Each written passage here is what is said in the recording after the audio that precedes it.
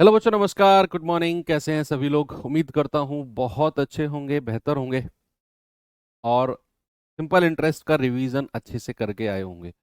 आज हम लोग जो शुरू करने जा रहे हैं, चैप्टर का नाम है कंपाउंड इंटरेस्ट यानी कि चक्रवृद्धि ब्याज। चैप्टर टफ नहीं है, बिल्कुल भी नहीं है। लोगों ने भ्रम बनाया हुआ है। आप अगर अपने अपने अब से पहले आपने अगर ये चैप्टर नहीं पढ़ा होगा, बाकी लोगों से सुना होगा, तो उन्होंने इसको बोला होगा यार कंपाउंड इंटरेस्ट के क्वेश्चंस बहुत टफ होते हैं। या फिर आपने अगर ये पहले पढ़ा भी होगा तो आपको ऐसा फील होता होगा कि हाँ, इसमें कैलकुलेशंस तो डेसिमल पॉइंट्स में जाती है और बहुत बड़ी बड़ी कैलकुलेशंस होती हैं। दरअसल उसका रीजन भी मैं आपको बताऊंगा कि क्यों ये चैप्टर लोगों को टफ लगता है, क्यों आप लोग इससे इतना डरते हो और कैसे हम इस चैप्टर का आसान से आसान तरीके से सॉल्यूशन निकाल सकते हैं। हर तरह की चीजों को करूंगा मैं और मैं आपको दिखाऊंगा। आप खुद कहोगे कि सर चैप्टर में कुछ था ही नहीं और चीजों को करने का तरीका होना चाहिए, बाकी चीजें आसान हैं। ठीक है। जो बड़ी कैलकुलेशंस वाले क्वेश्चंस भी हैं, आप करोगे कैलकुलेशन को, लेकिन आपको करते टाइम ऐसा नहीं लगेगा कि यार ये मैं नहीं कर पाऊंगा कैलकुलेशन। बस तसल्ली पूर्वक बैठे रहना। हाँ, एक बात मैं कहूंगा कि अगर आपको कंपाउंड इंटरेस्ट सीखना है, पढ़ना है, तो आपको परसेंटेज चैप्टर का पूरा ज्ञान होना चाहिए। परसेंटेज चैप्टर, क्योंकि परसेंटेज चैप्टर के बहुत सारे तरीके हैं। लगभग अगर मैं कहूं कंपाउंड इंटरेस्ट में 60 से 70%, 70% तक के जो कॉन्सेप्ट हैं वो हम परसेंटेज से उठा के करेंगे।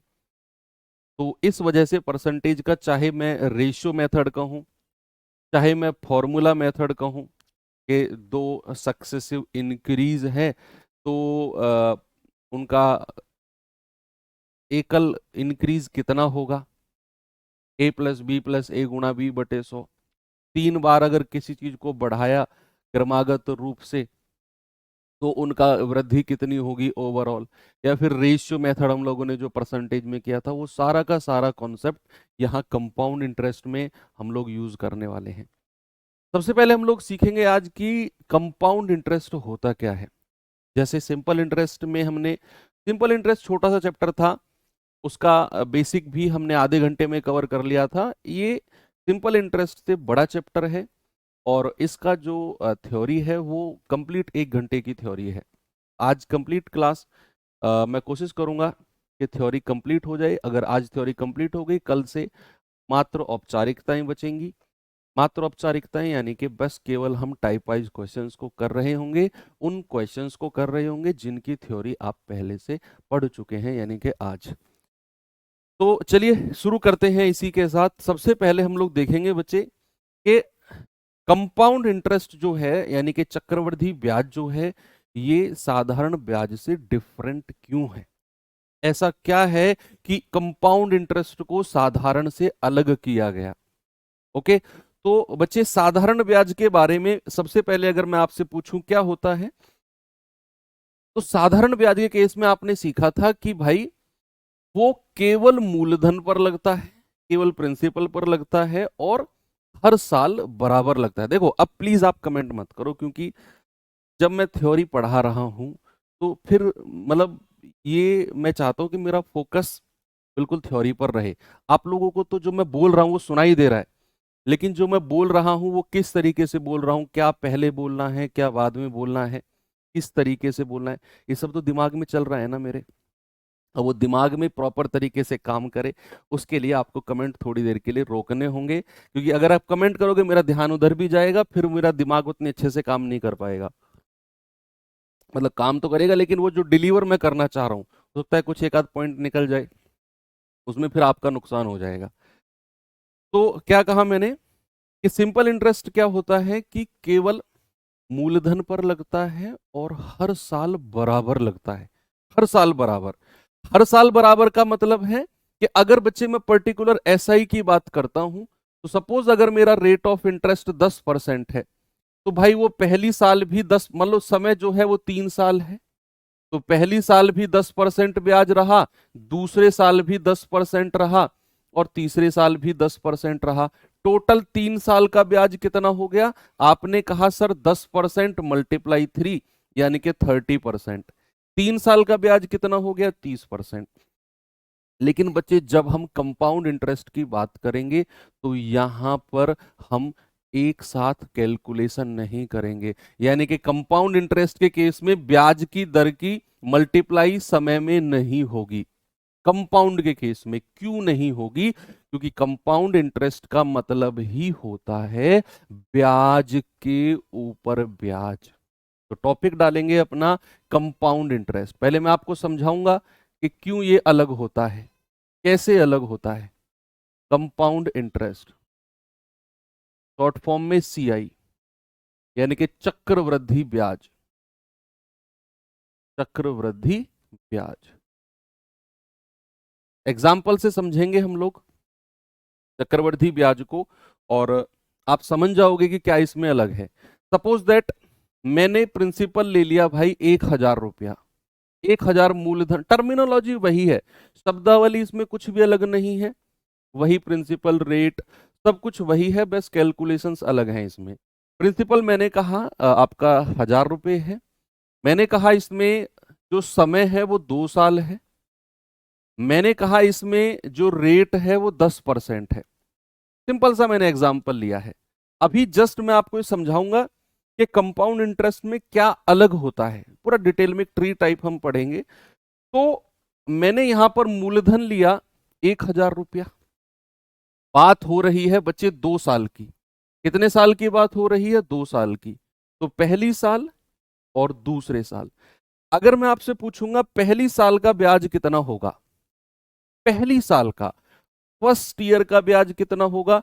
सर फर्स्ट ईयर का ब्याज जितनी ब्याज की दर है 10%, तो 1,000 का 10% कितना हो गया? 100 रुपया। तो फर्स्ट ईयर का ब्याज कितना हो गया? 10%। अब चाहे मैं फर्स्ट ईयर का साधारण ब्याज पूछूं आपसे तो भी आप 10% कहोगे 1,000 का, चाहे मैं फर्स्ट ईयर का आपसे कंपाउंड इंटरेस्ट पूछूं तब भी आप मुझसे कहोगे जी वो भी आपका 100 रुपये होगा। मतलब फर्स्ट ईयर का साधारण ब्याज और चक्रवृद्धि ब्याज क्या होता है? बराबर होता है। तो यहां पॉइंट बना के लिखेंगे कि भाई फर्स्ट ईयर का, केवल अगर मैं फर्स्ट ईयर की बात करूं तो फर्स्ट ईयर का कंपाउंड इंटरेस्ट जो होगा वो साधारण ब्याज के बराबर होगा। फर्स्ट ईयर का सीआई जो होगा वो एसआई के बराबर होगा, चाहे आप 10% एसआई की बात करो चाहे सीआई की बात करो, और बराबर रहेंगे। लेकिन जैसे ही आप कूदते हो सेकंड ईयर पे वहां से डिफरेंस क्रिएट होना शुरू हो जाता है। जब आप कूद के गए बच्चा सेकंड ईयर पे तो आपने देखा कि भाई जो सेकंड ईयर में 1,000 रुपए का मूलधन है उस पर 10% मिलेगा, तो 1,000 रुपए पर 10% कितना हो गया? 100 रुपया। 1,000 रुपए का 10% कितना हो गया? 100 रुपया। अभी आप सेकेंड ईयर में बैठे हो, अभी आप कहां बैठे हो? सेकेंड ईयर में। फर्स्ट ईयर को कूद के आप सेकेंड ईयर में आ चुके हो, और सेकेंड ईयर में आपको 100 रुपये तो मूलधन पर मिला है। लेकिन कंपाउंड इंटरेस्ट ने एकदम चिल्ला के बोला भाई साहब मैं साधारण नहीं हूं, मुझे तो हर पैसे पर ब्याज चाहिए। मैंने कहा हर पैसे पर? उसने कहा हाँ, यानी कि सेकंड ईयर में 1,000 रुपए पर तो मिल गया 100 रुपए, और जो आपने फर्स्ट ईयर में 100 रुपए कमाया ना इस पर भी मुझे 10% का ब्याज चाहिए। जो आपने पहली साल में ब्याज कमाया उस ब्याज के ऊपर भी मुझे ब्याज चाहिए। तो 100 रुपए पर भी 10% कितना हो जाएगा? 10 रुपया। ये होता है कंपाउंड इंटरेस्ट। क्या होता है बच्चा? ये होता है कंपाउंड इंटरेस्ट, यानी कि फर्स्ट ईयर के ब्याज के ऊपर भी आपने फिर 10% ब्याज ले लिया। अभी तो शुरुआत है। अगर मैं बच्चे एक थर्ड ईयर भी और ऐड कर लूं यहां, जरा देखना आप जुल्म इस कंपाउंड इंटरेस्ट का, इस कंपाउंड इंटरेस्ट का जुल्म देखना आप, कितना जुल्म ढहाता है ये कंपाउंड इंटरेस्ट। कि भैया थर्ड ईयर पे जैसे ही आप जाओगे तो ये मूलधन पर तो आपको 10% मिलेगा ही मिलेगा। 1,000 रुपए पर तो 10% यानी कि 100 रुपए मिलेगा ही मिलेगा। इस थर्ड ईयर से पहले जितने भी ब्याज आपने कमाए सब पर ब्याज मिलेगा, सबके ऊपर ब्याज मिलेगा। तो इस थर्ड ईयर से पहले आपने ये वाला 100 रुपया कमाया, इस पर भी 10% दे दो। आपने ये 10 रुपए कमाया, इस पर भी 10% दे दो। आपने ये वाला ब्याज कमाया, इस पर भी 10% दे दो। आप कहोगे सर ये तो गलत बात है, आप कहोगे कि सर ये तो गलत बात है, इस 100 रुपए पर तो हम पहले ही ब्याज ले चुके हैं। मैंने कहा हाँ, वो दूसरी साल में लिया था, जैसे ही आप तीसरे साल में आओगे आपको इस 100 रुपए पर फिर ब्याज देना पड़ेगा 10%। और इस 100 रुपए पर ही नहीं, इस 100 रुपए पर ही नहीं, जो 100 रुपए के ऊपर भी आपने 10 रुपए कमाया, ब्याज के ऊपर जो ब्याज कमाया उस पर भी ब्याज देना पड़ेगा। यानी कि ब्याज के ऊपर ब्याज के ऊपर ब्याज देना पड़ेगा। तो बच्चे आप खुद सोचो कि भाई साहब जब आप चौथी साल में जाओगे तो कितना सारा ब्याज बन जाएगा। जब आप चौथी साल में जाओगे तो कितना सारा ब्याज बन जाएगा। अब डिफरेंस सुनना, जब मैं साधारण ब्याज की बात करूंगा यहीं पे जब मैं साधारण ब्याज की बात करूंगा तो केवल मूलधन पर मिलने वाला, भाई साधारण ब्याज के केस में आपके दिमाग में सेट है कि केवल मूलधन पर जो मिलेगा वो साधारण है, केवल मूलधन पर। तो यहां पर केवल मूलधन पर तो ये वाला 100 रुपया, ये वाला 100 रुपया और ये वाला 100 रुपया है, भाई 10%, 10%, 10%। तो साधारण ब्याज के केस में तो यही था कि केवल मूलधन पर जो मिलता है वो साधारण, और हर साल जो बराबर मिलता है वो साधारण। तो केवल मूलधन पर 100 रुपया, 100 रुपया, 100 रुपया, और क्या हर साल बराबर है? बिल्कुल है सर, 100 रुपया, 100 रुपया, 100 रुपया। तो अगर मैं 3 साल के साधारण ब्याज की बात करता हूं, बच्चे अगर मैं आपसे ये समय को 3 साल कर दो, अगर मैं 3 साल के साधारण ब्याज की बात करता हूं तो जल्दी से मुझे बता दो कितना होगा। 3 साल का साधारण, सर जो पैसा केवल मूलधन पर कैलकुलेट हुआ वही मेरा साधारण होगा। 100 रुपए, 100 रुपए, 100 रुपए, यानी कि साधारण ब्याज हो गया जी 300 रुपए 3 साल का। अगर मैं आपसे पूछूंगा 3 साल का चक्रवृद्धि ब्याज बताना भैया, तो चक्रवृद्धि ब्याज ये सब जितना भी पैसा आप देख रहे हो सबको जोड़ दो, सबको जोड़ दो। अगर मैं 3 साल का कंपाउंड इंटरेस्ट आपसे पूछता हूं, आप कहोगे 100 रुपए, 100 रुपए, 100 रुपए, 300, 10, 10, 10, 30 और 1 रुपया, कितना हो गया? 331 रुपए। कितना हो गया बच्चा? 331 रुपए हो गया जी कंपाउंड इंटरेस्ट। अगर मैं 2 साल की बात करता हूं, अगर मैं 2 साल का साधारण ब्याज आपसे पूछता हूं, ये तो मैंने 3 साल का यहां पे लिख दिया, तो केवल 2 साल का साधारण ब्याज बताना, केवल 2 साल का। आप कहोगे 2 साल का साधारण 100 रुपया, 100 रुपया, जो केवल मूलधन पर मिला, यानी कि 2 साल का साधारण हो गया 200 रुपया। अगर मैं 2 साल का कंपाउंड इंटरेस्ट की बात करूं तो आप कहेंगे कि सर केवल तीसरे साल को नहीं लेना, केवल 2 साल का। तो 2 साल का चक्रवृद्धि हो जाएगा 100 रुपए, 100 रुपए, 200, और ये वाला 10 रुपया, यानी कि 210 रुपया। क्या आपने एक चीज यहां पर नोटिस की कि चाहे मैं 3 साल की बात करूं, चाहे मैं 3 साल की बात करूं, चाहे मैं 2 साल की बात करूं, जो मेरा चक्रवृद्धि ब्याज है वो साधारण से ज्यादा हो रहा है। जब आपने 2 साल का साधारण देखा 200 रुपए, 2 साल का चक्रवृद्धि देखा 210, और ये बात तो प्रैक्टिकल है भाई, समझदार लोगों के लिए काफी है ये समझने के लिए कि चक्रवृद्धि ब्याज साधारण से ज्यादा होगा। क्यों? क्योंकि चक्रवृद्धि ब्याज जो होता है वो ब्याज के ऊपर ब्याज मिलता है, और साधारण तो केवल मूलधन पर मिलता है। तो चक्रवृद्धि ब्याज हमेशा, सीआई हमेशा बड़ा होगा एसआई से, बस फर्स्ट ईयर को छोड़ के। फर्स्ट ईयर का सीआई एसआई बराबर होगा, बाकी सीआई एसआई से बड़ा होगा। 3 साल का साधारण 300, 3 साल का चक्रवृद्धि 331। तो क्या यहां भी सीआई बड़ा है एसआई से? बिल्कुल बड़ा है सर, और यही बात मैं आपको समझाना चाहता था इसके माध्यम से। अब आप चौथी साल पे जाओगे, पांचवी पे जाओगे, छठी पे जाओगे, आप खुद सोचो कि आपकी जो डेफिनेशन है वो कितनी टिपिकल हो जाएगी, कितनी टिपिकल हो जाएगी जब आप पांचवी छठी। लेकिन कंपाउंड इंटरेस्ट में एग्जामिनर आपसे 3 साल या मैक्स टू मैक्स 4 साल, 4 साल से ऊपर का ब्याज आपसे वो नहीं पूछता है। पूछता है तो कुछ ट्रिक से पूछता है, जिससे आप काटापीटी करके 2-3 साल तक ही आ जाओ।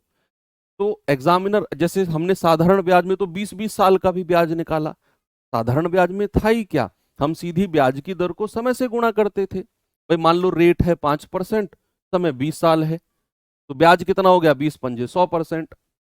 लेकिन यहां ऐसा नहीं है। आप अगर सोच रहे हो कि रेट 20 साल का पूछ सॉरी समय 20 साल का चक्रवृद्धि ब्याज पूछेगा तो क्या करेंगे जी, वो नहीं पूछेगा। एग्जामिनर भी जानता है कि 20 साल का ब्याज को ऐसे कैलकुलेट करना संभव नहीं है, ऐसे संभव नहीं है, पॉसिबल नहीं है। तो दिमाग में अगर आ रहा हो तो निकाल देना, मैक्सिमम 3 साल या 4 साल का ही आपसे पूछता है। क्योंकि आप खुद सोचो ना, 3 साल पे कैलकुलेशन यहां बढ़ गई, 4 साल पे यहां तक आ जाएगी, 5 साल पे और कितनी बड़ी कैलकुलेशन जाएगी, खुद सोचो आप। 321 क्यों होगा, 100 रुपए 100 रुपए 100 रुपए 300, ये वाला 10 रुपया, ये वाला 10 रुपया, ये वाला 10 रुपया और ये एक, जोड़ना सबको जो गोले में है, 331 नहीं होगा। चलिए आगे बढ़ते हैं। ये तो जस्ट मैंने अभी जो आपको समझाया बच्चे, ये तो डिफरेंस था कि 3 साल का 2 साल का SI CI, या फिर ये डिफरेंस था, ये डेफिनेशन थी कि क्यों CI SI से अलग होता है, किस प्रकार होता है, मतलब सारी चीजें मैंने आपको समझाई कि CI SI से बड़ा होगा, CI का मतलब ब्याज के ऊपर ब्याज होगा। सवालों को इस तरीके से नहीं करेंगे हम, सवालों को करने के तरीके तो मैं अब बताऊंगा आपको, ये तो जस्ट आपको समझाने के लिए था कि CI होता क्या है। अब हम चलते हैं कि CI को कैलकुलेट कैसे करना है। सर सर ये तो हम समझ गए कि CI क्या है, क्यों SI से अलग है, कितना अलग है, कैसे अलग है, सब कुछ समझ गए। सर अब अगर एग्जाम में क्वेश्चन आएगा तो उसे हम कैसे कैलकुलेट करेंगे, क्योंकि हमारा तो अल्टीमेट गोल एग्जाम में क्वेश्चन को करना है और कम समय में करना है। तो अब बात आती है CI के डर से। मैंने बोला था ना कि बहुत सारे बच्चे डरते हैं CI से, क्यों डरते हैं समझना। दरअसल बहुत सारे टीचर को मैंने देखा है, वो CI का एक ही मेथड लेकर चलते हैं। मान लो उन्होंने रेशियो मेथड पढ़ाया बच्चों को, तो फिर वो टीचर कोशिश करते हैं कि रेशियो मेथड से ही सारे सवाल कराएं। मान लो उन्होंने बच्चों को फॉर्मूला मेथड पढ़ाया, तो फिर वो कोशिश करते हैं कि सारा क्वेश्चन फॉर्मूला मेथड से ही कराएं। मान लो उन्होंने GR पढ़ाया, गोल्डन रेशियो, तो फिर वो सारा का सारा क्वेश्चन ही GR से करना चाहते हैं या करवाते हैं बच्चों को। उसका रीजन क्या है, क्योंकि कुछ टीचर्स का ये मानना है कि भाई एक ही मेथड को फॉलो करेंगे, दूसरा पढ़ाया तो बच्चा कंफ्यूज हो जाएगा, उसको समझ में नहीं आएगा कि कैसे मैं कौन से मेथड से कौन सा क्वेश्चन करूं। अरे भाई समझाने के लिए टीचर है ना, आपकी यानी कि हमारी रिस्पॉन्सिबिलिटी है बच्चों के दिमाग में ये बात फिट करना कि सवाल जैसे ही आए आपके दिमाग में ये आ जाना चाहिए कौन से मेथड से होगा।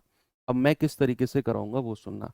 मैं आपको तीनों मेथड पढ़ाऊंगा, मैं आपको रेशियो मेथड भी पढ़ाऊंगा, मैं आपको फॉर्मूला भी पढ़ाऊंगा और मैं आपको गोल्डन रेशियो भी पढ़ाऊंगा, तीनों मेथड। और आप भरोसा करो, आप कंफ्यूजन बिल्कुल भी नहीं होगा। जैसे ही क्वेश्चन आएगा आप तुरंत पहचान जाओगे इसे कौन से मेथड से करना है, कम समय में। वो तो किसी भी मेथड से जाएगा, तीनों में से हर सवाल, कंपाउंड इंटरेस्ट का हर क्वेश्चन मैं जो तीनों मेथड कराऊंगा किसी भी से भी हो जाएगा। लेकिन आप ये डिसाइड कर लोगे कि कम समय में और आसान तरीके से कौन से मेथड से होगा। उसके लिए हम 3 कॉलम बनाते हैं, तीनों मेथड को पैरेलली मैं आपको समझाता हूं, कोई लंबा चौड़ा मेथड नहीं है। 3 में से 2 मेथड आप पढ़ चुके हो पहले ही, भाई रेशियो मेथड आप पढ़ चुके हो, फॉर्मूला आप पढ़ चुके हो परसेंटेज में, तो वो 2 फॉर्मूले और रेशियो वाले मेथड तो वही है, एक तीसरा जुड़ेगा भाई गोल्डन रेशियो, बस और कुछ है ही नहीं इसमें। ठीक है, तो चलिए शुरुआत करते हैं तीनों फॉर्मूले की, सॉरी तीनों मेथड्स की। तो बेसिकली 3 मेथड हैं हमारे पास,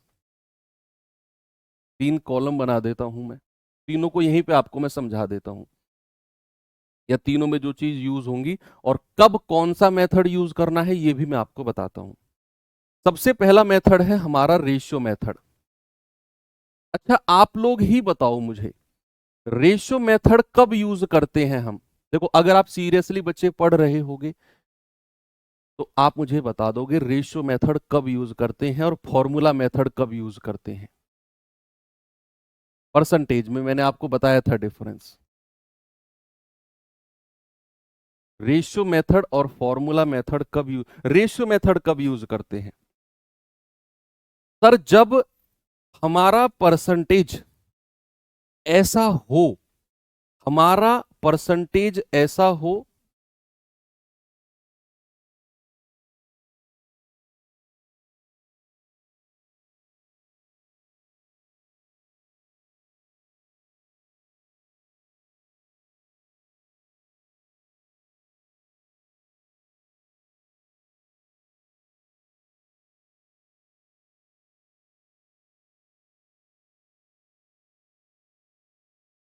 निशांत एक आईडी भेजी है मैंने तुझे 70405993, इस बच्चे का कोर्स डीएक्टिवेट कर देना। सारे रोजगार विद अंकित पे जितने भी कोर्स इसके चल रहे हो सबको डीएक्टिवेट। शायद ओमकार नाम है। चलिए मैंने क्या बोला, रेशियो मेथड हम कब यूज करते हैं बच्चे? रेशियो मेथड हम यूज करते हैं जहां पर हमारे परसेंटेज ऐसे हो जिनके फ्रैक्शन बनाना बहुत आसान हो, जिनके फ्रैक्शन बनाना बहुत आसान हो। लाइक 10% 1/10, 20% 1/5, 16 सही 2/3%, 16 सही 2/3% 1/6, 14 सही 2/7% 1/7। तो अगर परसेंटेज ऐसे हो, सपोज अब मैं आपको क्वेश्चन कराता हूं, जैसे मैंने बोला कि मेरा जो मूलधन है ना बच्चा, वो मेरा जो मूलधन है वो 4,000 रुपया है। कितना है? 4,000। रेट ऑफ इंटरेस्ट जो है वो 5% है और समय जो है वो 2 साल है।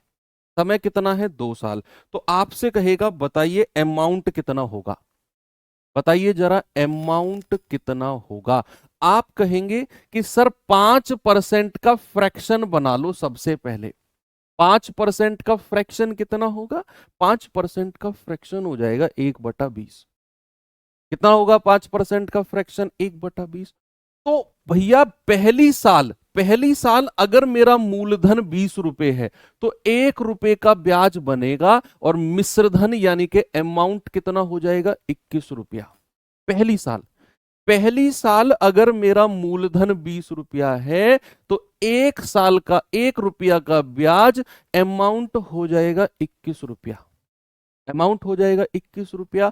और समय कितना दिया हुआ है? 2 साल। तो 2 बार 20 से 21 करना है टोटल। टोटल 2 बार 20 से 21 करना है। मल्टीप्लाई कर दो 400 और मल्टीप्लाई कर दो 441। अब बच्चे जो राइट हैंड साइड वाला पार्ट होता है इसको बोलते हैं अमाउंट, और जो लेफ्ट हैंड साइड वाला पार्ट होता है इसको बोलते हैं प्रिंसिपल यानी कि मूलधन। और जो दोनों का डिफरेंस होता है मेरे भाई कितना? 41, इसको बोलते हैं कंपाउंड इंटरेस्ट। क्या बोलते हैं? Compound interest. Okay, very good. अब यहां पर जरा मुझे बताना कि भैया मूलधन कितना है? 4,000। तो 400 यूनिट की वैल्यू किसके बराबर है? 4,000 के। 1 यूनिट की वैल्यू किसके बराबर होगी? पूरा 10 बार कटेगा। तो 441 यूनिट की वैल्यू किसके बराबर होगी? 441 गुणा 10, यानी कि ये हो जाएगा 4400। किसके बराबर होगा? 4410। अब अगर आपसे कंपाउंड इंटरेस्ट पूछेगा कि भैया कंपाउंड इंटरेस्ट बताओ, आप कहोगे 1 यूनिट 10, तो 41 यूनिट का मतलब आएगा 41 गुणा 10 यानी कि 410। ये है हमारा रेशियो मेथड। अब बच्चे रेशियो मेथड आपने देखा। अब आप कहेंगे कि सर अगर रेट ऑफ इंटरेस्ट कुछ इस कदर हो, जैसे 2%, 3%, 4%, 7%, 11%, तो क्या फिर हम रेशियो मेथड से जाएंगे? रेशियो मेथड तो उन परसेंटेज के लिए है, मान लो 10% हो गया, 15% हो गया, 20% हो गया, 16 सही 2/3% हो गया, 14 सही 2/7% हो गया, 33 सही 1/3% हो गया, 37.5% हो गया। इस तरह के परसेंट अगर हैं जिनके फ्रैक्शन हमने परसेंटेज में पढ़े, वहां तो हम यूज करेंगे रेशियो मेथड। लेकिन मान लो अगर परसेंटेज आ गया 2%, 3%, 6%, 1%, 1%, तो क्या फिर हम यहां रेशियो भाई कर तो लेंगे? आप खुद सोचो कि रेट मान लो 3% आ गया, तो 3% का फ्रैक्शन होता है 3/100। तो पहली साल 100 से 103, फिर दूसरे साल 100 से 103। तो क्या मैं 103 और 103 की मल्टीप्लाई करता फिरूंगा? बोलो, क्या मैं 103 की मल्टीप्लाई करता फिरूंगा? नहीं सर। फिर उसके सॉल्व, अब यही रीजन है कि कुछ बच्चों को कंपाउंड इंटरेस्ट टफ लगता है, क्योंकि उन्होंने केवल रेशियो मेथड ही पढ़ा। अब चाहे फ्रैक्शन कोई भी आ जाए, वो इसी मेथड को 103 से 103 गुणा करते रहेंगे और कहेंगे यार बहुत बड़ी कैलकुलेशन हो गई कंपाउंड में तो। लेकिन हमने वो तरीका सीखा ही नहीं, हमने ये सोचा ही नहीं क्या कुछ और तरीका है कि हमें इतनी सारी कैलकुलेशन ना करनी पड़े, ना करनी पड़े। तो फिर हमारे दिमाग में आया फॉर्मूला मेथड। फॉर्मूला मेथड यानी कि अगर मान लो आपके पास 2 साल का ब्याज है, या फिर अगर मैं आपसे कहूं कि आपके पास A% की वृद्धि और B% की वृद्धि है, परसेंटेज में आपने पढ़ा A% की वृद्धि और B% की वृद्धि क्रमागत सक्सेसिव रूप से, तो भैया 2 साल का कंपाउंड इंटरेस्ट होता है A+B प्लस A गुणा B/100। क्या मैंने आपको जब ये लिखवाया था फॉर्मूला, मैंने वहां साइड में लिखा था क्या नीचे? मुझे याद नहीं है, मुझे याद दिलाओ। क्या मैंने उसके नीचे लिखा था कि ये फॉर्मूला हम कंपाउंड इंटरेस्ट में यूज करेंगे? मैं लिखता तो हूं, शायद लिखा होगा मैंने कि जब 3 फॉर्मूले ऐसे कॉलम बना के लिखवाए थे मैंने, A% की वृद्धि, B% की वृद्धि, A की कमी, B की कमी, एक वृद्धि दूसरी कमी। तो कमी के नीचे मैं लिखता हूं कि ये डिस्काउंट में काम आएगा, और वृद्धि के नीचे लिखता हूं मैं कि कंपाउंड इंटरेस्ट में काम आएगा। लिखवाया था, हाँ, यस, वेरी गुड, आप पढ़ रहे हो मतलब। तो वहां पर मैंने बोला था कि जब भी दो वृद्धि होती है सक्सेसिव, तो उसको हम कंपाउंड इंटरेस्ट, भाई कंपाउंड इंटरेस्ट का मतलब भी क्या है कि मान लो मैंने आपसे कहा, फॉर सपोज मैंने आपसे कहा कि मूलधन मेरा 10,000 रुपया है, सपोज दैट। मैंने कहा रेट जो है मेरा 3% है और समय 2 साल है, तो आपको बताना है कंपाउंड इंटरेस्ट कितना होगा। अब ये क्वेश्चन है आपके सामने, तो आप इस क्वेश्चन को देखकर डिसाइड करो, क्या मैं इसे रेशियो मेथड से जाऊं तो आसान रहेगा? क्या मैं इस क्वेश्चन को अगर मैं रेशियो मेथड से जाता हूं, ये 3% का रेट है, तो क्या मैं 100 से 103, 100 से 103 जाऊं और फिर 103 की 103 में गुणा करूं? नहीं सर, रेशियो मेथड यहां फेल हो गया। फेल नहीं हुआ मतलब हमने रिजेक्ट कर दिया, क्योंकि रेट ऑफ इंटरेस्ट ऐसा नहीं था कि हम इस मेथड से जा सकें। तो फिर आ गए हम अपने इस मेथड के ऊपर कि भैया रेट 3% है, समय 2 साल है, तो 2 साल का कंपाउंड इंटरेस्ट होता है A+B+A गुणा B/100। अब यहां पर A की वैल्यू भी 3 होगी और B की वैल्यू भी 3 होगी, क्योंकि ब्याज की दर कितनी है? 3%, और हर साल 3% ही रहेगी। क्या रहेगी? हर साल 3% रहेगी। पहली साल भी 3%, दूसरे साल भी 3%। तो भैया 2 साल की उसने बात करी है, तो 2 साल का कंपाउंड कितना होगा बच्चा? 2 साल का कंपाउंड इंटरेस्ट हो जाएगा A+B+A गुणा B/100। तो कितना होगा? 3 और 3 6, 9/100, यानी कि 6.09%। कितना होगा बच्चा? 6.09%।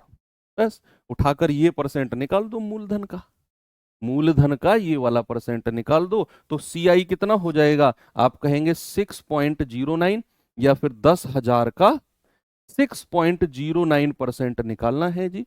पॉइंट हटेगा, 2 जीरो और आ जाएंगी, 4 जीरो से 4 जीरो गया, आपका जवाब आ गया 609 रुपया। देखो कितना आसान हो गया, कितना आसान हो गया। अब अगर आप इस तरीके से करते तो फिर 103 103 करते रहते मल्टीप्लाई। आपने तुरंत दिमाग में समझा कि यार ये 3% रेट है, रेशियो से टिपिकल हो जाएगा, हम जाएंगे इस मेथड से, 609 रुपए बिल्कुल सही आ जाएगा। तो ये हो गया हमारा फॉर्मूला। सर अगर 3 साल की बात हो, तो तो 3 साल में आप वही लगाएंगे। भाई मान लो रेट हमारा सपोज दैट 5 या रेट हमारा मान लो 6% है और समय 3 साल है, तो हम क्या करेंगे बच्चे, 3 साल के लिए 6%, 6% और 6% है सपोज, तो पहले 2 साल वाला फॉर्मूला इस पे लगाएंगे। पहले क्या करेंगे, 2 साल वाला फॉर्मूला इस पे लगाएंगे, फिर यहां से जो मिलेगा उसे फिर तीसरे के साथ लगाएंगे। अब मेरी बात सुनना बड़े गौर से, मेरी बात बड़े गौर से सुनना बच्चे। चाहे मैं एसएससी की बात करूं, चाहे मैं रेलवे की बात करूं, मैं किसी की भी बात करूं, दरअसल कुछ फिक्स फॉर्मूले हैं, फॉर्मूले नहीं, कुछ फिक्स रेट ऑफ इंटरेस्ट, कुछ फिक्स नंबर हैं जिनके ऊपर 2 साल का ब्याज, जिनके ऊपर 3 साल का ब्याज, जिनके ऊपर 4 साल का ब्याज वो हर बार पूछता है। कुछ लिमिटेड है, यानी कि अगर मैं एसएससी के पूरे पिछले 10-15 साल का रिकॉर्ड अगर आपसे पूछूं, अगर आपको बताऊं सॉरी, तो 90% क्वेश्चन, चाहे सीजीएल हो, चाहे सीएचएसएल, चाहे एमटीएस, चाहे जीडी, चाहे फेज वाले एग्जाम हो, चाहे कोई भी हो, एसएससी के 90% क्वेश्चन उन्हीं 2025 तक का अपडेट दे रहा हूं मैं आपको, 2010 से लेकर 15 साल का 25 जो लेटेस्ट हुआ है, कुछ लिमिटेड परसेंटेज हैं जिनसे हर बार क्वेश्चन बनते हैं। कुछ लिमिटेड, मान लो आपसे कह देगा कि भाई रेट 10% है, 2 साल का चक्रवृद्धि ब्याज, तो फिर आप ये फॉर्मूला लगाओगे क्या हर बार? जब आपको पता है कि 10% एक इंपोर्टेंट परसेंटेज है, जिसका 2 साल का, 3 साल का, 4 साल का बहुत बार एसएससी ने पूछा। मान लो आपसे कहेगा कि रेट 5% है, 3 साल का चक्रवृद्धि ब्याज, तो 3 साल का चक्रवृद्धि ब्याज निकालने के लिए आप क्या करोगे, 5%, 5%, 5%, पहले ये वाला फॉर्मूला इन दोनों पे लगाओगे, फिर यहां से जो मिलेगा उसको इसके साथ लगाओगे। ये तो हमने परसेंटेज में भी सीखा, लेकिन क्या हमें पता है कि 5% एक इंपोर्टेंट परसेंटेज है, और सर ने बोल दिया कि 90% क्वेश्चन कुछ लिमिटेड, चाहे 10% हो, 5% हो, 20% हो, 8% हो, 2% हो, 3% हो, यही कुछ 8-10 लिमिटेड परसेंटेज हैं जिनसे सवाल बनते हैं। तो क्यों ना हम उनके डायरेक्ट वैल्यू को याद कर लें, क्यों ना हम उनकी डायरेक्ट वैल्यू को याद कर लें। एक बच्चा कह रहा है सर अब एडिक्यूटी करा रहा है, भाई 2025 मैंने इसलिए तो बोला, 2025 में तो एडिक्यूटी ने कराए हैं ना पेपर, वहां भी वही परसेंटेज रिपीट हुए हैं। एडिक्यूटी कोई नया बाहर विदेशी या दूसरे ग्रह से नहीं आया, वो भी यहीं से है।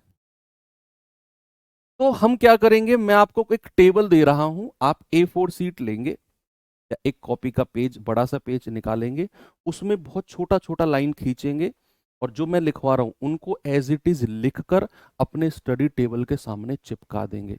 मेरी भी स्टडी टेबल के सामने आज तक चिपका हुआ है, हालांकि मुझे महीनों हो जाते हैं, महीनों क्या 2-2 3-3 महीने में मैं गांव जाता हूं, तो मेरा स्टडी रूम ऐसा ही है आज भी, जैसा जब मैं पढ़ता था उस टाइम था।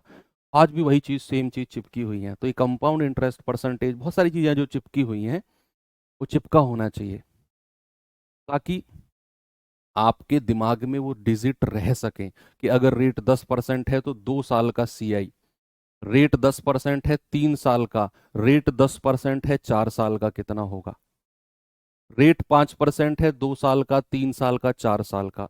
जो इंपॉर्टेंट है उसके ऊपर टेबल है, आपको हर बार ये फॉर्मूला लगाकर इस तरह का परसेंटेज निकालने की जरूरत नहीं पड़ेगी। ठीक है, चलिए अब मैं दिखाता हूं वो टेबल। सबसे ज्यादा इंपॉर्टेंट है ये दोनों, मोस्ट इंपॉर्टेंट, रेट अगर 10% है और रेट अगर 5% है। आपके दिमाग में हो सकता है कि सर इतनी सारी चीजें याद कैसे होंगी, भाई हो जाएंगी जब आप बहुत सारे क्वेश्चन प्रैक्टिस करोगे। मैं भी आपके साथ क्वेश्चन कराऊंगा और मैं हर बार आपको याद दिलाऊंगा कि इतने का इतना परसेंट ये होता है। आप खुद भी याद करोगे, स्टडी टेबल के सामने चिपका रहेगा, रोज देखोगे, एक बार 2 बार, तुरंत दिमाग में सेट हो जाएगा। तो यहां पर सबसे पहले अगर मैं बात करूं, रेट अगर 10% है, क्या बचा, रेट अगर आपका 10% है, तो रेट अगर 10% है तो 2 साल का कंपाउंड इंटरेस्ट कितना होता है, 21%। स्क्रीनशॉट नहीं ले सकते हो आप, इसका एप्लीकेशन में अलाउड नहीं है। रेट अगर 10% है तो 2 साल का कंपाउंड इंटरेस्ट 21%। कैसे आया? ए प्लस बी प्लस ए गुणा बी बटे 100। लगाओ। आप कहेंगे सर रेट अगर 10% है तो ए प्लस बी प्लस ए गुणा बी बटे 100 लगा दो। 10 प्लस 10 प्लस 10 गुणा 10 बटे 100, तो 21% आएगा। 2 साल का साधारण तो 20% होगा भाई। 1 साल का 10% तो 2 साल का 20%। 2 साल का कितना? 20%। और इन दोनों का डिफरेंस 21 में से 20 घटा दो, 1 आ गया। अगर मैं 3 साल की बात करता हूं, रेट 10% है, रेट 10% है तो 3 साल का कंपाउंड इंटरेस्ट होता है 33.1%। घबराओ मत, ये मत सोचो कैसे याद होगा, ये तो बहुत सारा है सर। बिल्कुल आप न्यूट्रल हो जाओ, इतने आगे की सोचो मत, जो पढ़ा रहा हूं बस उस पर फोकस करो। याद भी होगा, इसकी भी जिम्मेदारी मेरी है, आपकी टेंशन मत लो। 3 साल का कंपाउंड कितना है? 33.1। रेट अगर 10% है, कैसे आया? आप 10%, 10%, 10% लिखो। इन दोनों पे a प्लस बी प्लस ए गुणा बी बटे 100 लगाओ। यहां से जो मिले उसे तीसरे के साथ लगाओ। 3 साल का फॉर्मूला याद करने की जरूरत नहीं। अगर रेट 10% है तो 3 साल का साधारण 10 गुणा 3 30% होगा। और इन दोनों का डिफरेंस कितना हो गया? 3.1। बच्चे रेट अगर 10% है तो 4 साल का कितना हो गया? 46.41%। 46.41%। और 4 साल का साधारण 40%। डिफरेंस इसमें से घटा दो 6.41%। ये जो 2 साल का सीआई 21%, 33.1%, 46.41%, ये गोल्डन रेशियो में भी देखने को मिलेंगी डिजिट, आपको याद रखना। गोल्डन रेशियो जब जीआर पढ़ाऊंगा ना, उसमें ये तीनों डिजिट आपको देखने को मिलेंगी। 21%, 33.1 और 46.41। गोल्डन रेशियो पूरा काम ही इन डिजिट के ऊपर करता है, अभी आएंगे हम उसके ऊपर। ऐसे ही रेट अगर 5% है तो 2 साल का सीआई 10.25, एसआई तो सीधा 2 से गुणा कर दो 10%, डिफरेंस इसमें से ये घटा दो। 3 साल का सीआई 15.7625%। 3 साल का एसआई 5 और डिफरेंस आ गया ये। 4 साल का सीआई होता है 21.55%। 4 साल का एसआई 5 20%, सीधा 4 से गुणा कर दो और डिफरेंस इसमें से ये घटा दो, ये डिफरेंस होगा। ठीक है, ये दोनों तो बहुत ही ज्यादा इंपॉर्टेंट है। कुछ याद करो ना करो, इन दोनों को तो आपने याद करना ही है।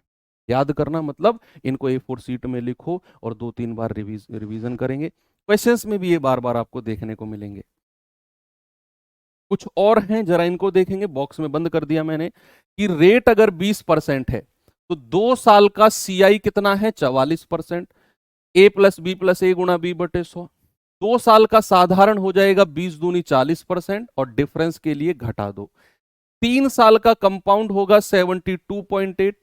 3 साल का साधारण 20 तिया 60, 3 से गुणा कर दो और डिफरेंस इसमें से ये घटा दो।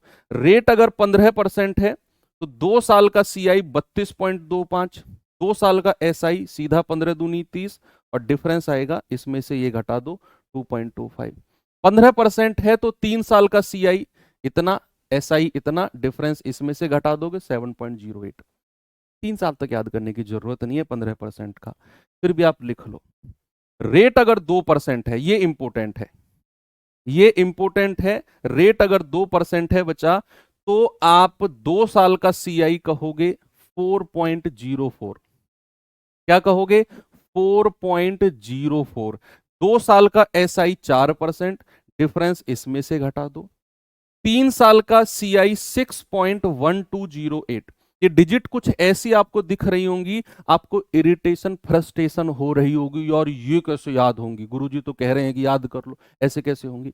मैंने कहा ना, उतने आगे की मत सोचो, जो मैं बोर्ड पे लिख कह रहा हूं बस उस पे ध्यान दो। अच्छा ही अच्छा ही अच्छा ही, बस। आगे कैसे याद करना है, क्या तरीका है, अभी पूरा चैप्टर बाकी है, करेंगे याद, क्यों टेंशन लेते हो? तो 3 साल का सीआई 6.1208। नहीं भी करोगे, गोल्डन रेशियो बचा है ना, अभी अभी गोल्डन रेशियो बचा है, वो भी किस काम आएगा? जो बच्चे इनको याद नहीं कर पाएंगे उनके लिए गोल्डन रेशियो है, क्या टेंशन लेते हो? 3 साल का SI 6% और डिफरेंस इसमें से ये घटा दो 0.1208% हो गया। ठीक है, एक और है लास्ट, बस इसको और देख लो कि रेट अगर 3% है, छोटे छोटे इंपोर्टेंट हैं, 2% हो गया, 3 हो गया, 4 हो गया, क्योंकि इनको हम रेशियो मेथड से थोड़ा टिपिकल हो जाता है।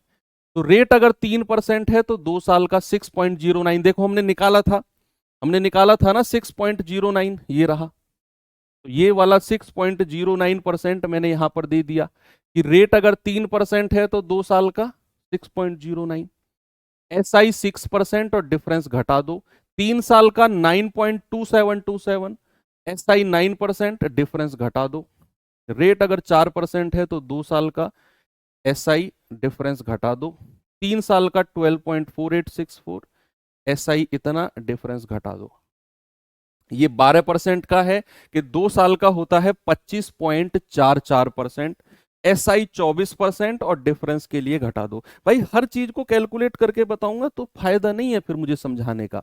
रेट अगर 12% है तो 2 साल का फॉर्मूला लगा दो, A प्लस बी प्लस ए गुणा बी बटे 100, तो 12 प्लस 12 गुणा 12 बटे 100, तो 12 और 12 24, प्लस 12 बारिया में 144 बटे 100, तो 24 प्लस 1.44 कितना आ गया, 25.44। भाई वही तो लिखा हुआ है। हर बार मतलब हर डिजिट पे मैं ये सवाल सॉल्व करूं तो फिर तो 2 क्लास तो इसी में लग जाएंगी। तो कुछ काम अपने लिए भी रखो ना, आप अपनी रफ कॉपी में ट्राई करना इनको कैसे बने ये। 3 साल का होगा आपका 40.49%, SI 36%, सीधा 12×36 और डिफरेंस घटा दो। 8% अगर रेट है तो 2 साल का इतना, 3 साल का इतना। ठीक है, तो ये सब आप लिखना, और जो लोग इस तरीके से जाना चाहते हैं उनको तो ये याद होना चाहिए। अब कुछ लोग परेशान हो गए, सर इतना सारा है, ऐसे अचंभित हो गए, ऐसे आंखें करके देख रहे हैं, इतना सारा कौन याद करेगा। भाई उसके लिए फिर मेरे पास एक तीसरा मेथड तैयार है। मैंने बोला ना आपको कि अगर आप रेशियो मेथड में ऐसे परसेंटेज आ जाएं तो कूद के आ जाओ फॉर्मूला पे। फॉर्मूला मेथड में आप अगर परेशान हो जाओ, आप समझो कि यार फॉर्मूले में तो रेट 5% है, मैं तो भूल गया 3 साल का कितना होता है, भूल जाओ। तो फिर आ जाओ आप तीसरे मेथड पे जिसका नाम है GR मेथड। क्या नाम है बच्चे, GR। जब आप फॉर्मूला मेथड को रिजेक्ट कर दो, फॉर्मूला मेथड को रिजेक्ट करने का मतलब है कि आप भूल जाओ, या फिर आपको लगे कि यार फॉर्मूला से 3 साल का 4 साल का कैसे निकालूं मैं। मान लो रेट आ गया 4% और समय 4 साल है, तो कैसे आप फॉर्मूला लगाओगे 4 साल पे 4 का। हमने लिखवाया भी नहीं है 4 साल का, तो मैंने 3 साल तक लिखवाया है बस। 4% का तो 12.4864, 4 साल को तो नहीं लिखवाया मैंने 4% का। ऐसे अगर आपके दिमाग में है, या फिर ये भी रहे कि रेट 4% है, 3 साल का मेरे दिमाग में ही नहीं है, मैं तो भूल गया या मैंने याद ही नहीं किया, तो ऐसे बच्चों के लिए फिर तीसरा मेथड सबका तोड़ है, GR मेथड। सबका तोड़ क्या आ गया, GR, जिसका नाम है गोल्डन रेशियो। कुछ रेशियोज हैं जिनको दिमाग में रखना है आपने, वो रख लो। हर सवाल का तोड़ आपको यहां मिल जाएगा, लगभग लगभग हर सवाल का तोड़ आपको इस गोल्डन रेशियो में मिल जाएगा, जहां फॉर्मूले से जो इन टेबल्स को देखकर जिनके दिमाग में गुस्सा उत्पन्न हुआ होगा, वो बच्चे यहां पर रिलैक्स हो जाएंगे कि वाह कुछ तो चलो रिलैक्स हुआ। इसीलिए मैंने तीनों मेथड कराए। कुछ टीचर्स क्या होते हैं, वो केवल गोल्डन ये फॉर्मूला मेथड पढ़ाते हैं, बच्चे पागल हो जाते हैं टेबल्स को याद करते करते, जो मैंने दिखाई आपको 3 साल का 4 साल का लगे हुए हैं याद करने। तो फिर वो लगेगा बच्चों को यार ये सब याद करेंगे, फिर इनकी कैलकुलेशन करेंगे, बहुत टफ है CI। तो आपको अब समझ में आ रहा है कि CI टफ क्यों लगता है। यहां बच्चों को टफ लगा, हमने फॉर्मूला पढ़ लिया, फॉर्मूला टफ लगा, हमने GR पढ़ लिया। अब GR क्या होता है बच्चे, कि आपको कुछ रेशियोज हैं जो दिमाग में रखने हैं, बस फिलहाल के लिए वो देख लो कि अगर मैं आपसे 2 साल का GR पूछूं, 2 साल का गोल्डन रेशियो पूछूं, तो मैंने अभी आपको 10% के बारे में बोला था ना, ये वाली कि 10% का 21, 2 साल का 3 साल का 33.1, 4 साल का 46.41।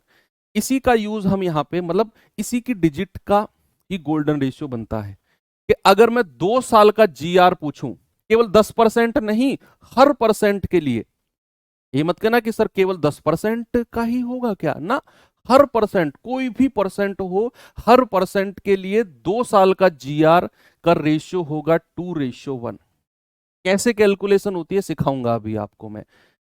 3 साल का जीआर होता है बच्चे, 3 साल का जीआर होता है 3, 3 और 1। भाई 33.1 था, ये 21 था। 4 साल का जीआर होता है, 4 साल का जीआर होता है 46.41% था ना, तो 4641%, 4641%। और 5 साल का हालांकि पूछा नहीं गया आज तक भी, एक आध बार पूछा गया है, लेकिन फिर भी 5 साल का जीआर आप लिख लो। 5 साल का जीआर का रेशियो होता है 5, 10, 10, 5, 1। ये बहुत रेयर पूछा गया है, पूछा नहीं जाएगा आपके जीडी में, तो पूछा ही नहीं जाएगा आपके जीडी में, लास्ट यहीं तक हो जाएगा 4 तक। लेकिन फिर भी आप दिमाग में रख लो कि 2 साल का जीआर 2:1, ये तो याद कर सकते हो। उतनी सारी टेबल मैंने आपको लिखवाई, उनको याद नहीं कर सकते, ये तो कर सकते हो। अब मत कहना सर ये भी याद नहीं होगा। 2 साल का जीआर 2:1, 3 साल का जीआर 3:3:1, 4 साल का 4:6:4:1, 5 साल का 5:10:10, 5:1। अब क्वेश्चन कैसे करने हैं इसके ऊपर मैं आपको क्वेश्चन दिखाता हूं। देखो इसका एग्जाम्पल देख लिया, इसका देख लिया, अब हम जीआर का एग्जाम्पल देखते हैं। जीआर का एग्जाम्पल, सपोज मैंने आपसे कहा कि मेरे पास प्रिंसिपल है, मेरे पास जो है मूलधन, सपोज मेरे पास 8,000 रुपया मूलधन है, रेट मेरे पास 10% है, और समय जो है मेरे पास 3 साल है। समय जो है मेरे पास 3 साल है, और 3 साल का सीआई बताना है हमें क्या होगा। अब हालांकि रेट कुछ ऐसा है 10%, आप इसे रेशियो मेथड से भी जा सकते हो, फॉर्मूला से भी मैंने कहा कि 10% और 5% का तो आपको याद होना ही चाहिए, 10% 5% का तो याद होना ही चाहिए। तो भाई फिर आप कोई से मेथड से जा सकते हो, लेकिन मुझे बताना है आपको जीआर मेथड।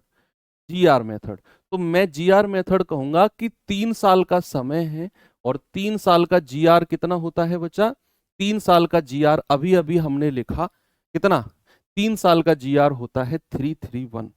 लिखेंगे यहां पर रेशियो 3:3:1। अब हमेशा याद रखना, जब भी मैं जीआर मेथड से यानी कि गोल्डन रेशियो से सवाल कर रहा हूंगा, तो मेरे पास प्रिंसिपल यानी कि मूलधन होना जरूरी है। मेरे पास मूलधन यानी कि प्रिंसिपल होना बहुत जरूरी है। अब यहां पर प्रिंसिपल दिया हुआ है 8,000, 8,000 यहां लिख दो। मूलधन कितना है मेरे पास 8,000, ये होना जरूरी है जीआर मेथड से जब मैं जा रहा होऊंगा तो भैया 8,000 का कितना परसेंट रेट है, 10%, बताओ कितना होगा। 8,000 का 10% निकालोगे, एक संख्या पहले पॉइंट लगा दो, 800। इस 800 का भी 10% कितना होगा, एक संख्या पहले पॉइंट लगा दो, 80। और इस 80 का भी 10% कितना होगा, जो रेट दिया हुआ है ना वही निकालते चले जाओ। भाई मूलधन दिया हुआ था 8,000, मैंने कहा अगर मैं जीआर मेथड से जा रहा हूं तो मेरे पास मूलधन होना बहुत जरूरी है, वहीं से शुरुआत होती है। तो मूलधन 8,000 है, उसका 10% जो रेट दिया हुआ है 800, 800 का 10% 80, 80 का 10%, एक संख्या पहले पॉइंट लगा दिया 8। अब क्या करना है, आपने इनकी मल्टीप्लाई करनी है रेशियो से, जो रेशियो आपको दिया हुआ है उससे मल्टीप्लाई कर दो, सीधा सीधा मल्टीप्लाई करेंगे तो कितना आएगा, 8 × 2400, 8 × 24 240, और 8 एकम 8। और जब आपने मल्टीप्लाई किया उसके बाद जोड़ दो, कितना आया भैया, यह आया 24 और 2 26, यानी कि 2648। ये आपका कंपाउंड इंटरेस्ट हो गया। इतना सा काम आपने करना है जीआर मेथड में, इतना सा काम बचा आपने करना है बस। एक और एग्जांपल कराऊं, एक और एग्जांपल कराता हूं कि मान लो मेरे पास प्रिंसिपल है, सपोज दैट 25,000, रेट मेरे पास कितना है 5%, समय मेरे पास कितना है 2 साल, तो 2 साल का कंपाउंड इंटरेस्ट बता दो कितना होगा। 2 साल का कंपाउंड इंटरेस्ट, आप रेशियो मेथड से चले जाओ, आप फॉर्मूले से चले जाओ, किसी पे से चले जाओ आप, तो आप कहोगे कि सर 2 साल की बात हो रही है, 2 साल का जीआर होता है, 2 साल का जीआर होता है 2:1। कितना होता है बच्चा? 2:1। और मैंने कहा जब भी मैं जीआर मेथड से जा रहा हूं तो मेरे पास मूलधन होना बहुत जरूरी है। मूलधन कितना दिया हुआ है? 25,000। मूलधन नहीं दिया हुआ उसका भी बताऊंगा, रुको थोड़ी देर तसल्ली रखो भाई। इसका 5% निकाल दो, इसका 10% कितना होगा? 25,000 का 10%, पीछे से एक संख्या पे हटा दो तो 2500 बचेगा।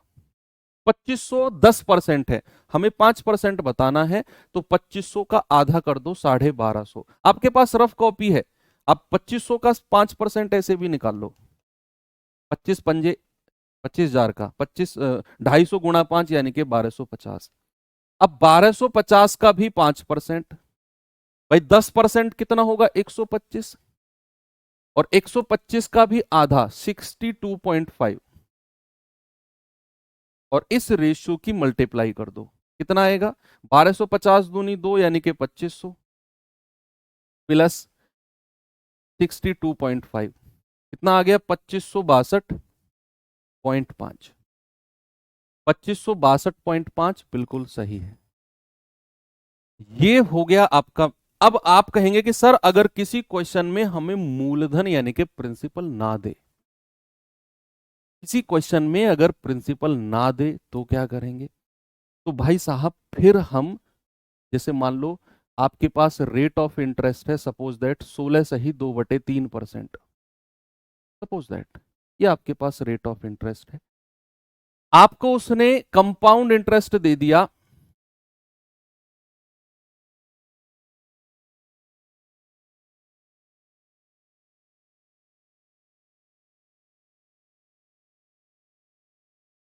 260 रुपया, और समय दे दिया 2 साल, आपसे कहा बताइए प्रिंसिपल कितना होगा। अब यहां मूलधन गायब कर दिया, और मैंने आपसे कहा कि अगर आप जीआर मेथड से जा रहे हो आपको तो मूलधन की जरूरत पड़नी चाहिए भैया।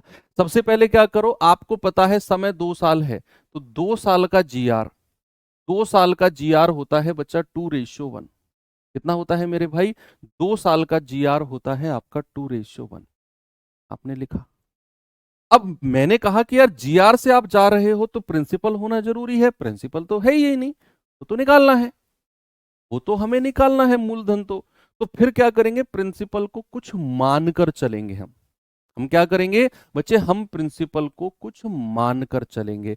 जैसे आपको रेट दिया हुआ है 16 सही 2/3, आप क्या करो 16 सही 2/3% का फ्रैक्शन यानी कि भिन्न बताओ मुझे क्या होगा? सर 1/6 होगा। कितना होगा? 16 सही 2/3% का 1/6 होगा। आपको मूलधन कुछ मानना है, और वो क्या मानना है वो बता रहा हूं, जरा देखना। आपका जो परसेंटेज दिया हुआ है उसका फ्रैक्शन बना लो 1/6, और इसका जो डिनोमिनेटर जो हर है, जो डिनोमिनेटर यानी कि जो हर है उसको लिखो, और उसकी पावर जितना समय दिया हुआ है वो लगा दो। जितना भी समय आपको दिया हुआ है वो लगा दो, पावर किसकी? जो आपने इसका फ्रैक्शन बनाया उस फ्रैक्शन का डिनोमिनेटर यानी कि हर, उस हर की पावर जो समय दिया हुआ है वो लगा दो, और मान लो वही मूलधन है। ये मान के चल रहा हूं मैं, ये आया नहीं है, ये मैं मान के चल रहा हूं, ये मैं मान के चल रहा हूं। और यहां पर अगर मैं कहूंगा कि ये 36, अब शुरुआत यहां से होगी, यहां मूलधन 36 से शुरुआत होगी, और इसका 16 सही 2/3 यानी कि 1/6 निकालना है। भाई 16 सही 2/3% यानी कि 1/6, 1/6। अब इसका 36 का 1/6 कितना होता है? 6। भाई 6×6 = 36, और 6 का भी 1/6 निकाल दो, 6 से 6 कटेगा 1 आ जाएगा, मल्टीप्लाई कर दो, 6×2 = 12, और मल्टीप्लाई कर दो, 1 एकम 1, तो कंपाउंड इंटरेस्ट कितना आ गया? 12 और 1 13। ये तो 13 यूनिट कंपाउंड इंटरेस्ट आया है, और मुझे कितना दिया हुआ है कंपाउंड इंटरेस्ट 260।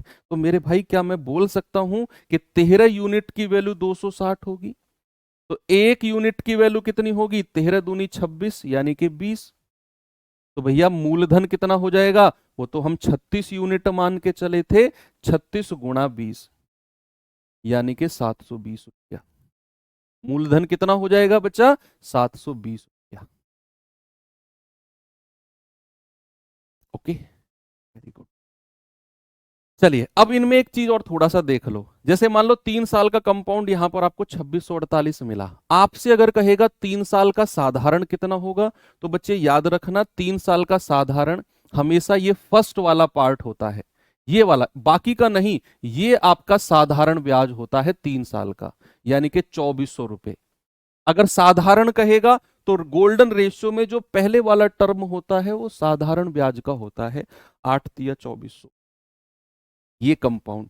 मान लो यहां पर अगर मैं आपसे पूछूं कि साधारण ब्याज कितना है, तो जो पहले वाला टर्म है, यानी कि ये आपका साधारण ब्याज होगा, 12.5 गुणा 2 यानी कि 2500 रुपए साधारण है। ये आपका कंपाउंड आप तो निकाल ही रहे हो।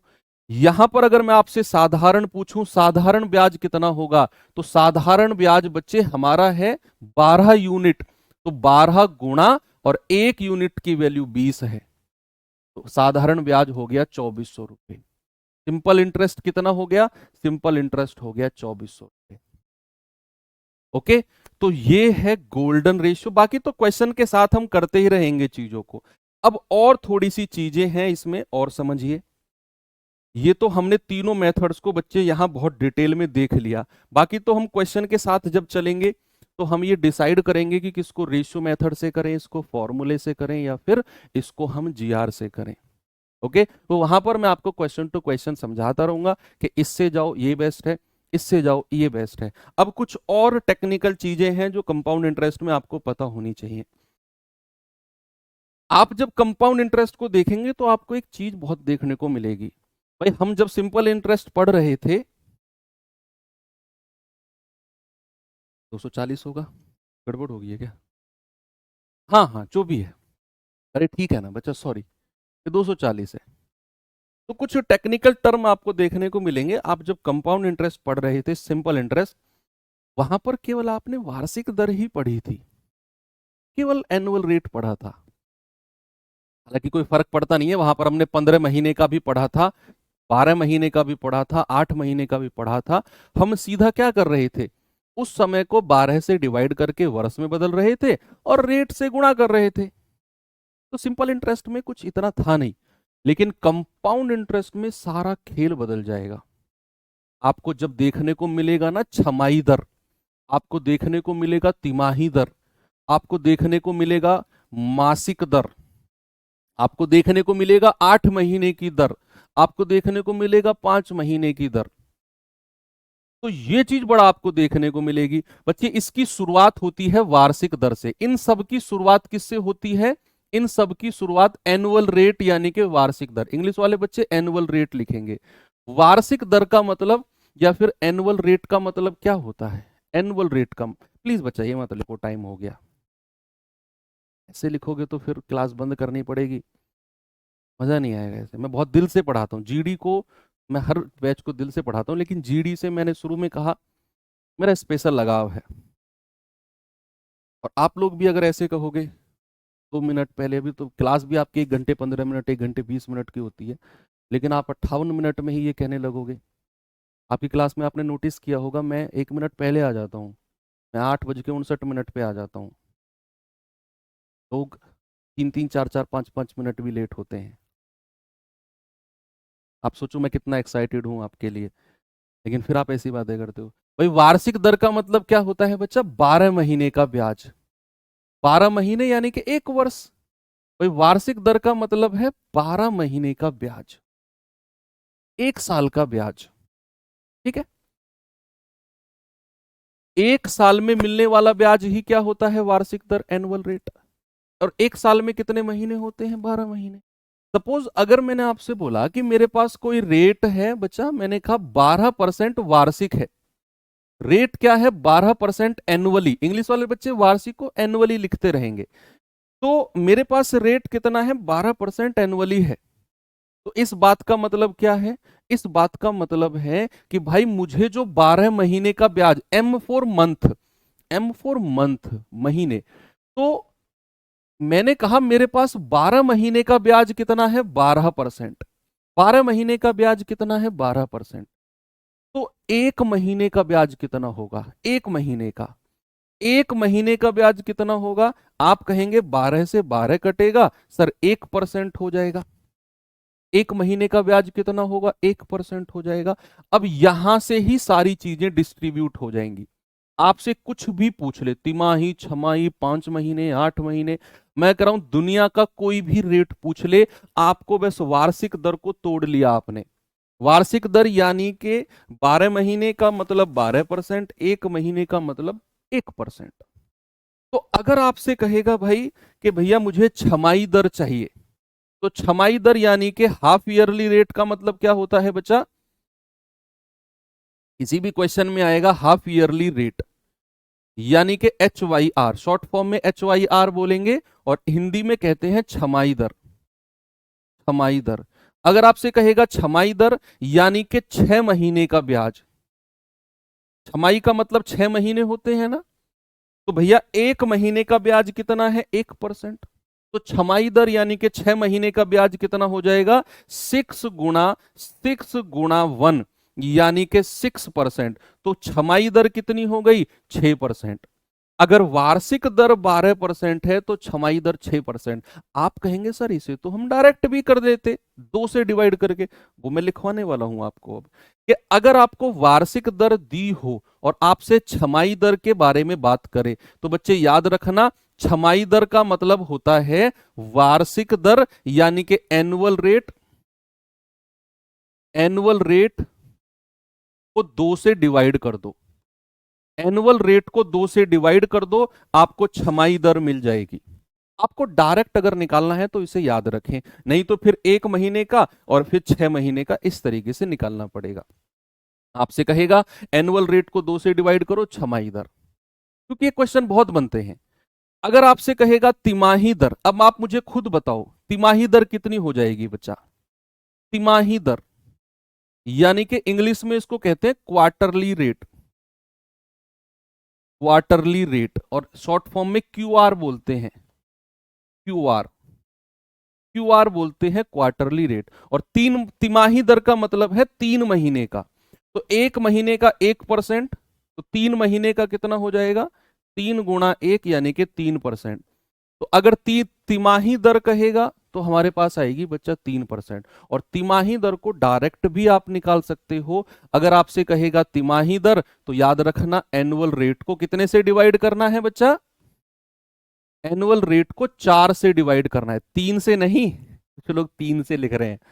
एनुअल रेट को 4 से डिवाइड करते हैं तो हमें तिमाही दर मिलती है। क्यों सर? एक साल में कितनी तिमाही होती है भाई? अगर मैं 3-3 महीने का एक ग्रुप बना दूं तो एक साल में कितने ग्रुप बनेंगे? एक साल में 12 महीने होते हैं, तो 3-3 महीने का ग्रुप बनाओ, कितने ग्रुप बने? 4 ग्रुप, 3 महीना 3 महीना 3 महीना 3 महीना, इसीलिए 4 से डिवाइड करते हैं। एक साल में छमाई के कितने ग्रुप बने? 6 महीना 6 महीना 2 ग्रुप बने, इसलिए 2 से डिवाइड करते हैं। अगर आपसे कहेगा बच्चा 8 महीने की दर, अब वो कुछ भी पूछ सकता है, या मासिक दर ही पूछने लगे, मासिक दर यानी कि मंथली रेट। मंथली रेट तो वो तो हम निकाल चुके हैं, एक महीने का 1%, वो तो हम निकाल चुके हैं। आपको क्या करना है? वार्षिक दर यानी कि एनुअल रेट को 12 से डिवाइड करना है। एनुअल रेट को किस से? 12 से डिवाइड करना है। अगर आपसे कहेगा 8 महीने की दर, अब आपके लिए कोई टेंशन नहीं है। 8 महीने की दर, 8 महीने की दर कितनी होगी बता सकते हो मुझे? 8 महीने की, तो आपको अगर वार्षिक दर दी हुई है तो 12 महीने का 12%, एक महीने का 1%, 8 महीने का 8%। इसका फॉर्मूला याद नहीं करना, 8 महीने का कोई फॉर्मूला याद नहीं करना। आप कहोगे सर 8 महीने का हो जाएगा 8 गुणा 1 यानी कि 8%। मान लो आपसे कहेगा 5 महीने की दर, 5 महीने की दर बताइए। यानी कि ब्याज को 5 महीने के हिसाब से लगा रहा है वो, हर 5 महीने में वो ब्याज लगा रहा है। तो फिर हमें 5 महीने की दर, 5 महीने का रेट चाहिए, 5 महीने का रेट चाहिए। तो भाई 1 महीने का 1%, तो 5 महीने का 5%। ये तो आप दर निकालनी सीख गए अब, चाहे वो छमाही कहे, चाहे वो तिमाही कहे, चाहे वो कुछ भी कहे, वो रेट कुछ भी दे दे, 6-10%, 12-15, कुछ भी दे दे। हाँ, पहला पॉइंट समझ गए, लास्ट पॉइंट और समझो कि अगर मान लो उसने छमाही दर बोला, सपोज दैट, अगर उसने छमाही दर यानी कि हाफ ईयरली रेट, HYR, या फिर हिंदी में अगर उसने छमाही दर बोला। अब छमाही दर का मतलब है, आपके दिमाग में क्लियर होना चाहिए कि भैया ब्याज हर 6 महीने में लग रहा है। छमाही दर का मतलब है ब्याज हर 6 महीने में लग रहा है। और मैं आपसे अगर पूछूं कि समय मेरे पास 2 साल है, समय मेरे पास 2 साल है, तो आप मुझे बताओ 2 साल में कितनी बार ब्याज लगेगा? समझे आप मेरे क्वेश्चन को? मैंने कहा ब्याज अगर मैं छमाही रूप से लगाता हूं, हाफ ईयरली लगाता हूं, और समय 2 साल है, तो 2 साल में कितनी बार ब्याज लगेगा? ये जल्दी से मुझे बता दो, लास्ट पॉइंट है, फिर मैं एंड कर दूंगा क्लास और कल से हम सीधा क्वेश्चन करेंगे। बताइए सर, बंगाली में कुछ बोलिए। बंगाली में भाई मुझे ऐसा कुछ आता नहीं है, आमी तुम्ही भालो अच्छी, ये 2-3 वर्ड आते हैं बस, मूवीज वगैरह से सीख लिए। आप हिंदी सब लोग समझते हैं ना, मैं इंग्लिश और हिंदी कंबाइंड पढ़ा रहा हूँ। बहुत जल्दी जाएंगे हम लोग, स्टेट वाइज भी बहुत जल्दी जाने वाले हैं। महाराष्ट्र में तो हम लोग कोलैबोरेट कर चुके हैं विठल क्लासेस के साथ, और बाकी धीरे धीरे आपके अलग अलग स्टेट से जहाँ से आप बिलोंग करते हैं, धीरे धीरे हम जो वहाँ के ऐसे प्लेटफॉर्म होंगे जिनकी रीच बहुत सारे बच्चों के साथ होगी, बहुत सारे बच्चों तक होगी, उनके साथ कोलैबोरेट करके हम लोग बहुत जल्दी आपके रीजनल लैंग्वेज में शुरू करने वाले हैं चीज़ों। तो मैंने कहा समय 2 साल है, और ब्याज को अगर मैं 6 महीने के रूप में लगा रहा हूं, तो 6 महीना, 6 महीना, 6 महीना, 6 महीना, 2 साल में कितनी बार लगेगा बच्चे? 4 बार। 1 साल में कितनी बार लगेगा? 2 बार। तो आप समझ गए। मान लो अगर मैं ब्याज को तिमाही यानी कि क्वार्टरली रेट लगा रहा हूं, तिमाही दर, अगर मैं तिमाही दर लगा रहा हूं, तो जरा मुझे बताना 9 महीने में, 9 महीने में कितनी बार ब्याज लगेगा? समय कितना है? समय 9 महीने है, तो 9 महीने में कितनी बार ब्याज लगेगा, जरा ये मुझे बता दो। अगर मैं ब्याज को तिमाही रूप से लगा रहा हूं बच्चा, तो 9 महीने में कितनी बार ब्याज लगेगा? आप कहेंगे सर 3 महीना, 3 महीना, 3 महीना, 3 महीना, 3 महीना, 3 महीना। कितनी बार लगेगा? 3 बार। तिमाही रूप से ब्याज लगाएंगे तो 3 बार लगेगा 9 महीने में। 3-3 महीने में बांट दो आप सारे समय को। मान लो मैं 8 महीने का ब्याज लगा रहा हूं, मैं 8 महीने की दर कैलकुलेट कर रहा हूं, और मेरे पास समय है 2 वर्ष, तो जरा मुझे बताना कितनी बार लगेगा? जरा मुझे बताओ, अगर मैंने कहा मैं हर 8 महीने में ब्याज लगाता हूं और समय मेरे पास 2 साल है, तो बच्चा पार्टी 8 महीने में दर के हिसाब से 2 साल में कितनी बार ब्याज लगेगा, ये मुझे जल्दी से बता दो। आप कैसे करेंगे? बोलिए। समझ गए? देखो, पहले वर्ष को महीने में बदल दो। 2 वर्ष का मतलब होता है 24 महीने। भाई 12 महीने प्लस 12 महीने, 24 महीने। और अगर मैं 8 महीने के हिसाब से लगाता हूं, तो 8 महीना, 8 महीना, 8 महीना, सर पूरा 24 हो गया ना? तो ब्याज कितनी बार लगा? ब्याज लगा 3 बार। भाई मैं 24 महीने को 8-8-8 में तोड़ दिया, तो ब्याज लगा 3 बार। 8 महीना, 8 महीना, 8 महीना, 8 तिया 24, तो ब्याज कितनी बार लगा बच्चा? 3 बार लगा। एक लास्ट चीज और पढ़ लो बस, लास्ट और, कि मान लो मेरे पास रेट वार्षिक ही है, मान लो मेरे पास रेट जो है वो 8% वार्षिक है, एनुअली है, और समय जो है मेरे पास बच्चे वो 1 वर्ष, 1 वर्ष और 3 महीना। ब्याज वार्षिक ही लगा रहा हूं मैं, छमाही तिमाही कुछ नहीं, वार्षिक ब्याज ही लगा रहा हूं और समय मेरे पास 1 वर्ष 3 महीना है, तो किस कदर ब्याज लगेगा। साधारण ब्याज तो सिंपल था, मैं क्या कर रहा था, इस महीने को भी वर्ष में बदल के वर्ष को जोड़ के सीधा गुणा कर रहा था। लेकिन कंपाउंड में ऐसा नहीं करना है, कंपाउंड में ऐसा नहीं करना है। 1 वर्ष 3 महीने का समय है, रेट 8% है, तो 1 वर्ष 3 महीने में किस कदर ब्याज लगेगा। आप कहेंगे कि सर ये वार्षिक ब्याज है, यानी कि मैं इसको ऐसे तोड़ लूं, 1 वर्ष को अलग कर दूं और 3 महीने को अलग कर दूं, 3 महीने को अलग कर दूं, तो 1 वर्ष में तो पूरा 8% रहेगा। भाई 8% वार्षिक है, तो 1 साल में तो पूरा 8% रहेगा। लेकिन जो ये 3 महीना है, इस 3 महीने को भी पहले तो वर्ष में बदलो। तो किसी भी महीने को वर्ष में बदल गए तो भैया 12 से डिवाइड करना है। तो 12 से डिवाइड करो, पहले तो कितना आ गया, 1/4 वर्ष। और फिर क्या करो, फिर आप रेट ऑफ इंटरेस्ट को मल्टीप्लाई कर दो, 1/4 को मल्टीप्लाई कर दो 8 से, 4 दूनी 8 यानी कि 2%। तो जो 3 महीने का ब्याज है बच्चा वो 2% है।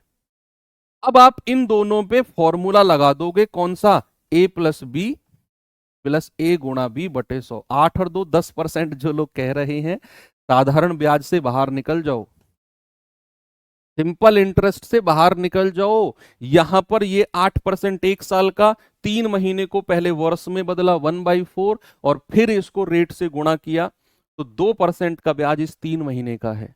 अब ये 8% और 2% पे हम लोगों ने फॉर्मूला लगा दिया, a+b+a×b/100, तो मिलेगा वो जवाब होगा। तो आप समझ गए जो मैं कहना चाह रहा हूं आपसे बच्चे, सब कुछ क्लियर है आपको। यहां पर होता है हमारी थ्योरी कंप्लीट। कल से हम लोग टाइप 1 शुरू करेंगे। मुझे पूरा भरोसा है आज की क्लास में आपको बहुत मजा आया होगा। मैंने आपको 2-3 दिन पहले ही बोल दिया था कि कंपाउंड इंटरेस्ट की थ्योरी कंप्लीट एक क्लास की है।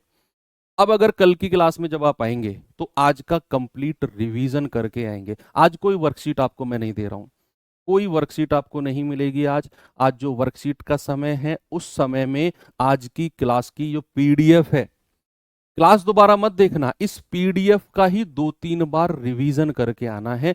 जिस पॉइंट पर प्रॉब्लम है उसको वीडियो में देख लेना है। वर्कशीट की टेंशन मत लेना, मत डिमांड करना, क्योंकि वर्कशीट के लिए हमने आज कुछ किया ही नहीं है।